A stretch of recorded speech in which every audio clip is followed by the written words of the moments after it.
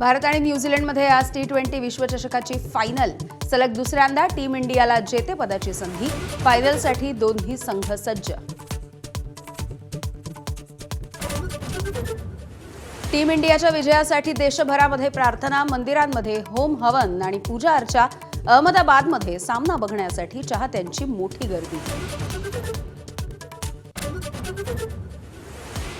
All England open badminton स्पर्धेमध्ये भारताचा लक्ष्य सेन खेळणार अजिंक्यपदासाठी.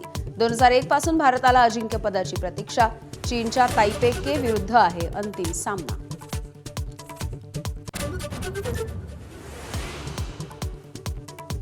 इस्रायलचा इराणची राजधानी तेहरानमधल्या तेलाच्या विहिरीवरती हल्ला. भयंकर आग भडकली. डेपोमधलं तेल गटाराच्या पाईपांमध्ये घुसल्यामुळे शहरातल्या अनेक भागांमध्ये आग.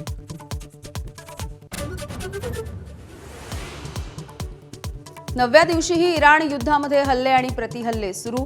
तेहरानमध्ये बॉम्ब वर्षाव. कित्येक शहरामधल्या तेल डेपोंना बनवलं लक्ष्य.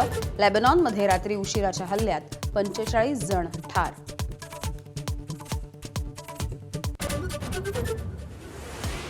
अमेरिकेचे राष्ट्राध्यक्ष डोनाल्ड ट्रम्प इंग्लंडवरती संतापले. युद्धाला आठवडा झाल्याच्या नंतर पाठवलेल्या 2 लढाऊ विमानांची गरज नाही असं फटकारलं. इंग्लंडचं वागणं लक्षात ठेवू असाही इशारा.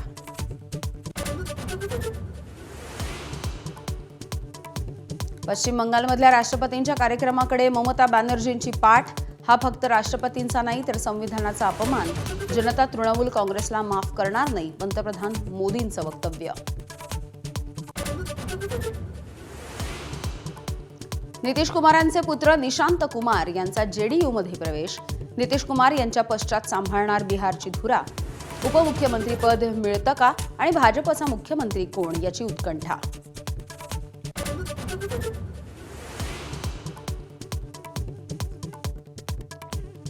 पुण्यामधल्या पहिल्या दुमजली उड्डाणपुलाचं लोकार्पण. विद्यापीठ रस्ता, पाषाण आणि बाणेरमधील वाहतुकीची कोंडी सुटण्याची शक्यता.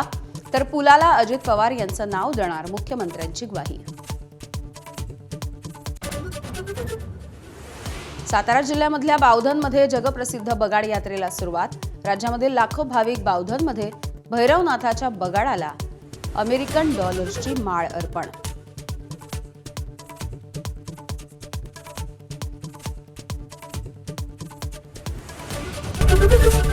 एबीपी माझा, उघडा डोळे बघा नीट.